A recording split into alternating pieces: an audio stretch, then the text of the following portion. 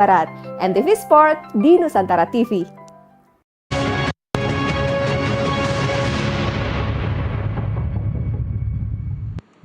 Anda kembali menyaksikan Nusantara Economic Update bersama saya Maria Anneke dalam segmen Industry 360.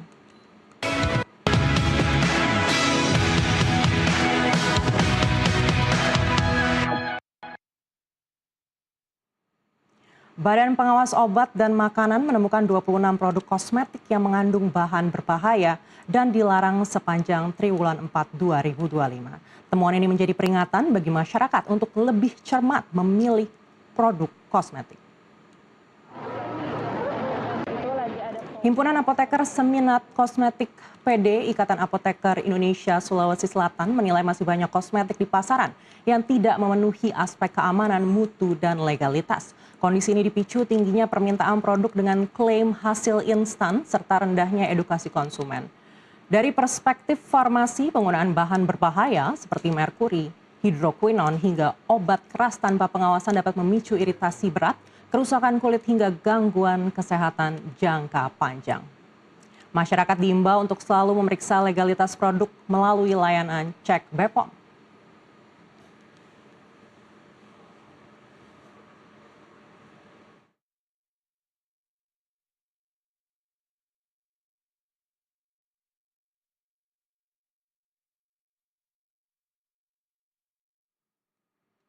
Temuan BPOM soal kosmetik berbahaya menunjukkan pentingnya pengawasan di tengah pesatnya pertumbuhan industri kecantikan nasional.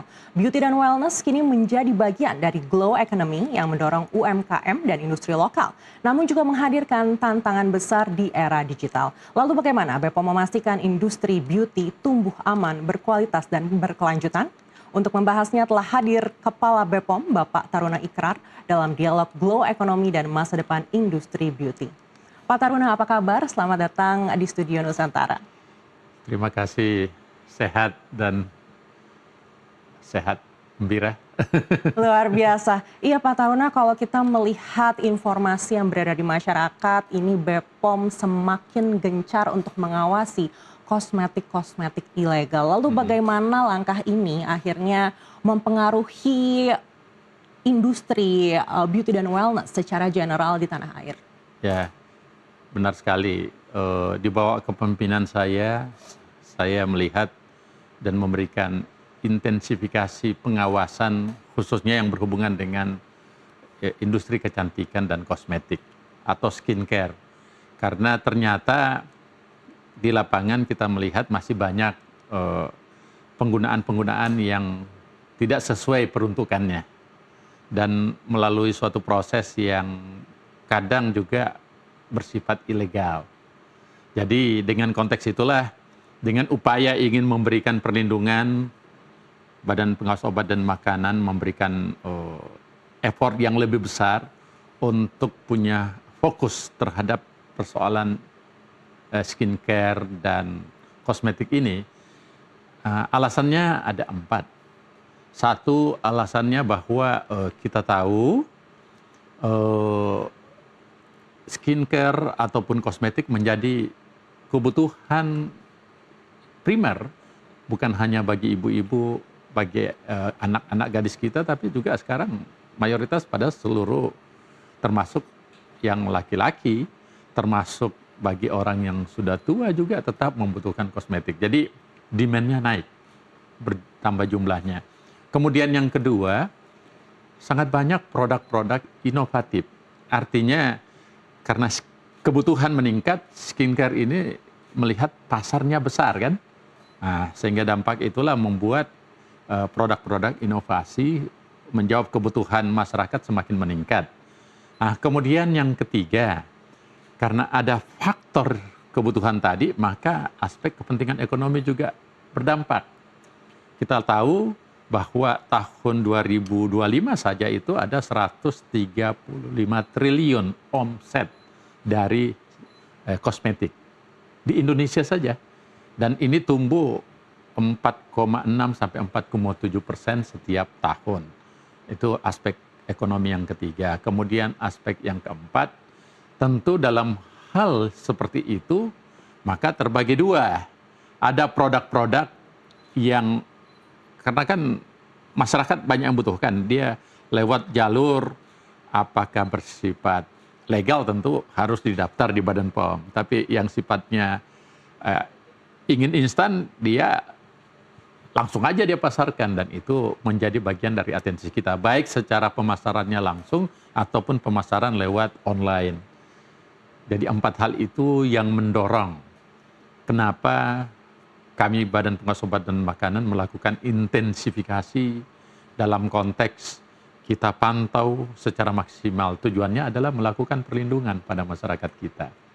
Karena tugas Badan POM itu berdasarkan undang-undang adalah memastikan produk itu aman, yang kedua memastikan kualitasnya bagus, dan yang ketiga memastikan khasiatnya, termasuk klaim yang diberikan harus sesuai dengan peruntukannya. Dengan tujuan utama yaitu melakukan perlindungan masyarakat secara keseluruhan. Baik, artinya pertumbuhan di tahun lalu ini juga sudah terasa Ya, dari betul. BPOM begitu ya. Betul. Bapak sendiri melihat di tahun ini akan seperti apa? Apakah pertumbuhannya akan jauh lebih tinggi, dan dari manakah kira-kira pertumbuhan ini berasal? Apakah dari sektor UMKM yang mungkin juga akan lebih gencar lagi untuk membangun produk-produk mereka? Saya melihat tahun ini, tahun 2026 akan meningkat sekitar 4-5%. Dan kita ekspektasi mungkin gejolak ataupun ekonominya akan di atas 135 triliun. I think mungkin bahkan mendekati 150 triliun, bahkan lebih. Nah, artinya kan peningkatannya signifikan. Dan peningkatan terbesarnya kita hitung kemungkinan besar kenaikan status dari UMKM, usaha kecil mikro menjadi menengah. Nah, kita tahu kan ada 146 atau 145 industri kosmetik yang memproduksi ya. Tapi industri mikro dan kecil dan menengah ini ada jumlahnya 1.000 lebih. Nah, tentu proses perubahan itu akan meningkat juga. Itu terdata dari model yang kita lihat.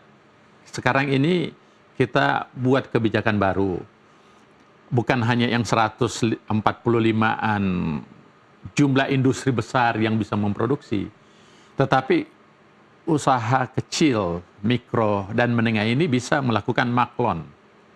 Tidak usah buka pabrik baru, dia kerjasama dengan industri yang sudah ada untuk memproduksi brandnya tersendiri. Kita mengizinkan itu. Sehingga dengan asumsi itu, yang usaha besar menjadi bapak angkat atau orang tua asuh bagi usaha mikro, kecil, dan menengah ini supaya bisa naik kelas.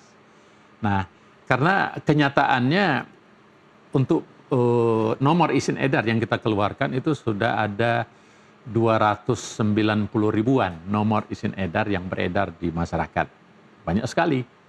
Dan tentu dari 290-an nomor izin edar, 290 ribu izin edar ini, hampir 300 ribu, mayoritas itu adalah produk dalam negeri.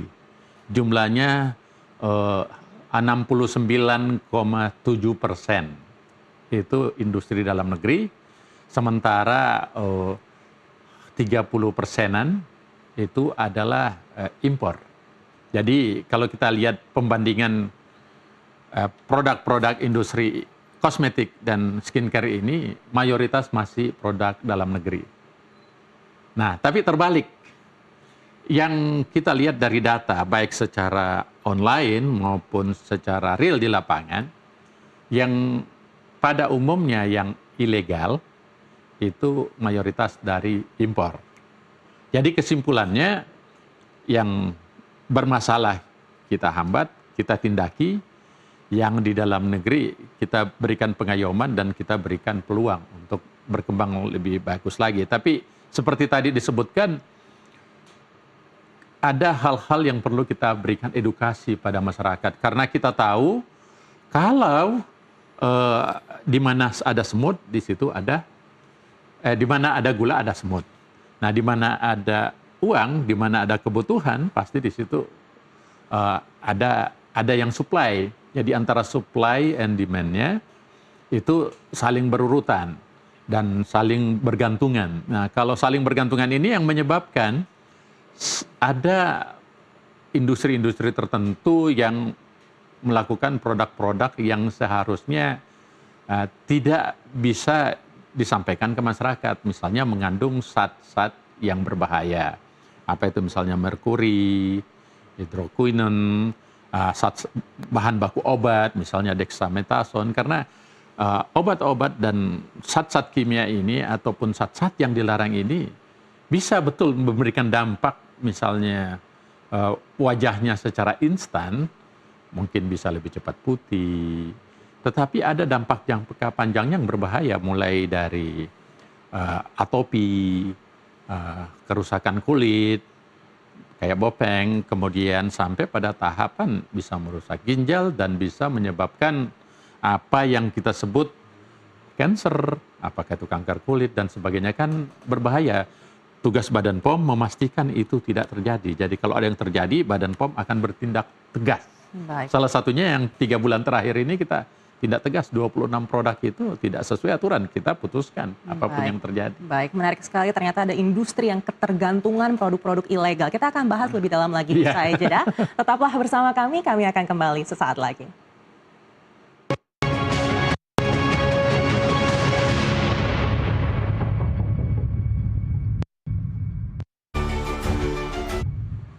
Anda kembali lagi di Industri 360, masih bersama saya Maria Aneka, dan kita akan melanjutkan dialog dengan Bapak Taruna Ikrar, Kepala BPOM. Iya, Pak Taruna, masih melanjutkan dialog kita dari sebelum jeda tadi. Tadi Bapak sempat sampaikan ada industri-industri ini yang sebenarnya sudah ketergantungan dengan produk-produk ilegal. Lalu langkah apa mungkin di tahun ini yang sudah disiapkan BPOM untuk lebih gencar lagi memberantas produk-produk ilegal tersebut dan industri-industri tersebut? Ya. Tentu yang akan kami lakukan pertama tentu pencegahan. Pencegahan itu dengan memaksimalkan Direktorat Cegah Tangkal, kemudian Direktorat Cyber, dan Direktorat Intelijen kami untuk bertindak itu dalam upaya pencegahan. Nah, kemudian yang kedua kami lakukan yang disebut dengan edukasi. Mengedukasi masyarakat, karena kan seperti yang saya katakan tadi, kalau ada yang butuhkan, tentu akan ada suplainya. Tapi kalau yang butuhkan ini sudah mengerti, dia tidak akan sembarangan membeli. Makanya dengan konteks itulah kami memberikan edukasi kepada masyarakat. Kemudian yang ketiga yang kami lakukan, tentu kami akan lakukan penyidikan dan penindakan. Dalam langkah bukan pencegahan lagi, tapi penindakan. Nah, 3 strategi itu akan kami maksimalkan di tahun 2026 ini. Kemudian hal yang lain, saling konektif dalam konteks jika ada produk-produk yang sifatnya mengapply untuk mendapatkan nomor izin edar di Badan POM. Selama ini kita hanya sistem notifikasi. Notifikasi itu artinya kita perkuat post marketnya. Kan Badan POM itu tugasnya pre-market, sebelum barang itu dijual, mulai dari produksi sampai dijual. Kemudian post market itu setelah barang itu beredar di masyarakat. Selama ini kan kita sangat perkuat untuk kosmetik, beda dengan obat ya. Kalau kosmetik kita perkuatnya pasca dijualnya, iya kan? Nah, di tahun ini kita mulai pre-market sampai post-marketnya kita perkuat. Contohnya, dulu kalau mau mendapatkan nomor izin edar Badan POM, itu cukup menotifikasi aja. Notifikasi itu artinya kita masuk secara online, didaftar, ini klaimnya, terus ini isi, ini produk-produknya, ini bukti dokumennya. Itu disebut sistem notifikasi aja. Nah, kalau terjadi pelanggaran, kita seperti yang kemarin, kita tindaki langsung. Ada 26, kita cabut izinnya. Itu namanya post market. Nah, itu terkait dengan kita punya kesepakatan di ASEAN. Karena selama ini ada kesepakatan untuk mendapatkan izin edar itu untuk kosmetik, bukan produk yang lainnya. Kosmetik itu cukup lewat notifikasi, itu kesepakatan ASEAN. Jadi ada 11 negara. Nah, problemnya selama ini itu berlaku general, termasuk produk-produk impor yang berasal dari Di luar ASEAN misalnya ada yang dari China, ada yang dari Eropa, ada yang dari India, kan bukan negara ASEAN. Oleh karena itu di tahun ini kita pertegas, yang notifikasi itu hanya produk yang berasal dari ASEAN. Tapi di luar ASEAN kita akan evaluasi secara normal. Nah, evaluasi secara normal itu maksudnya apa? Kita cek produknya, ada sampelnya, kita cek di laboratorium dan seterusnya. Jangan sampai yang tercantum di belangkonya, notifikasinya tidak ada barang berbahaya, tapi kenyataannya ada. Itu maksudnya. Seperti itu yang kita lakukan. Baik, artinya untuk bisa merealisasikan target yang nyata di 2026 ini dibutuhkan juga integrasi lintas kementerian begitu ya, Oh Pak? betul, kita sangat butuhkan. Khususnya untuk yang berhubungan dengan kosmetik ini, kita butuh lintas kementerian. Khususnya Kementerian Perdagangan dan Kementerian Perindustrian. Tentu karena ada sifatnya hal-hal yang bersifat ilegal dan violent, melanggar hukum, ya kita akan melakukan dengan kejaksaan dan kepolisian. Jadi itu yang akan kita tingkatkan selama tahun 2026 ini. Kan kita masih baru tahun baru ini, masih Januari. Betul. Tapi menarik tadi Bapak sempat sampaikan sudah ada banyak produk-produk atau mungkin bisnis-bisnis UKM yang naik kelas begitu. Iya, Kan harus betul. kita apresiasi bersama juga, Betul, Pak. betul. Tapi kalau Bapak menilai faktor apa sih yang paling penting bagi industri UKM ini agar bisa naik kelas? Nah, untuk industri UMKM ini, untuk bidang kosmetik itu jumlahnya ada 1.008, hampir 2.000-an ya. Nah, tentu kan sangat besar. Untuk dia naik kelas, industrinya ini itu tergantung 3 hal. 1, itu berhubungan dengan produk-produk inovasi, produk-produk baru yang dibutuhkan. Tentu kalau semakin banyak produk barunya, semakin cepat naik kelas. Kemudian yang kedua tentu sangat tergantung kepada kualitas produksinya. Jika produksinya adalah produksi yang berkualitas, pasti banyak yang butuhkan. Nah, kalau banyak yang butuhkan, tentu penghasilan dan ini semakin meningkat. Dan yang terakhir tentu hubungannya dengan apa yang disebut dengan teknologi. Teknologi untuk memproduksi itu. Nah, teknologi saya bicara tentu di belakang ahlinya dan sebagainya. Oleh karena itu kita buka keran 2 hal untuk naik kelas ini. Pertama, kita kembangkan industri-industri besar di bidang kosmetik ini bisa membantu dengan menjadi orang tua asuh bagi UMKM ini. Kan di situ akan ada transfer pendidikan, transfer pengetahuan, transfer pengalaman cara menjual, baik menjual secara langsung maupun menjual secara live. Kan begitu? Itu model yang kita lakukan. Yang kedua, untuk membantu ini, kita akan support. Supportnya dalam hal apa? Ada 2. Pertama, yang kita lakukan, dia tidak perlu buka pabrik sendiri. Cukup kerjasama dengan industri yang 150-an industri besar ini, coba diproduksi di tempat industri besar tadi, namanya Maklon. Jadi kan dia tidak perlu investasi besar-besaran, hanya brandingnya dia. Nah, dengan konteks itu, maka tentu tumbuh kembangnya usaha mikro kecil ataupun menengah ini bisa naik kelas. Nah, karena satu asumsi saya sangat berharap di bawah kepemimpinan saya itu Badan POM bisa membantu menjadikan kosmetik ini menjadi tuan di negeri sendiri. Karena penduduk kita besar. Dan kita berharap juga nanti dia bisa mengekspor. Menjadi tamu terhormat di negeri seberang atau di mancanegara. Itu mimpi saya sebagai Kepala Badan POM dalam memfasilitasi kita punya industri dalam negeri. Saya kira itu yang paling penting. Baik, kita memang sudah mendengar ada industri-industri yang mungkin juga sudah lama di tanah air, ini sudah melakukan ekspor, terdengar juga namanya di negara lain. Tapi Bapak melihat untuk industri-industri UKM ini bisa mencapai ke sana, itu timeline-nya seperti apa? Nah, saya melihat sebetulnya itu tadi sangat tergantung sama produknya adalah produk yang dibutuhkan di negeri mancanegara. Yang kedua tentu berdasarkan kualitasnya.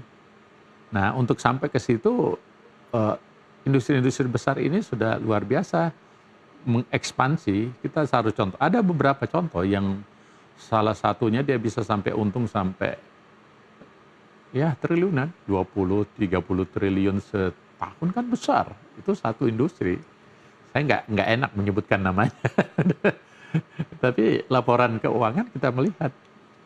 Jadi kita berharap industri-industri besar ini bisa membimbing karena juga dengan bekerja sama dengan industri kecil dan menengah, boleh jadi ada produk-produk baru.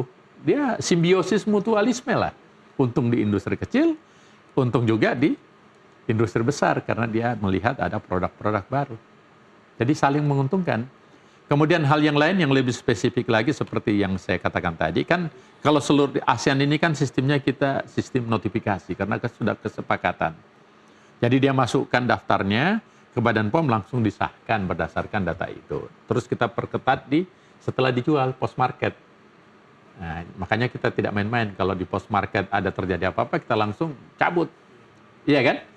Nah, tapi untuk industri-industri yang bukan dari negeri ASEAN produknya, saya kira sangat fair kalau kita lakukan evaluasi secara normal kepada mereka. Sehingga impor itu yang betul-betul sesuai peruntukannya. Itu model yang kita akan lakukan untuk mengawal kosmetik Indonesia menjadi raja di negeri sendiri atau tuan di negeri sendiri dan menjadi tamu terhormat di negeri mancanegara. Baik, itu menjadi harapan kita bersama. Kita tunggu agar memang UKM-UKM ini bisa menjadi raja di negeri sendiri. Betul. Seperti mimpi kita semua. Sekali lagi terima kasih Bapak Taruna Ikrar, Kepala BPOM sudah hadir bersama kami kali ini. Sampai jumpa lagi di lain kesempatan. Terima kasih. Dan pemirsa, informasi tadi sekaligus menjadi penutup perjumpaan kita hari ini. Ekonomi bukan sekedar angka, tapi nafas kehidupan kita semua. Dari pasar tradisional hingga industri digital, dari rakyat kecil hingga kebijakan besar, semua saling terhubung. Saya Mariana undur diri, sampai jumpa.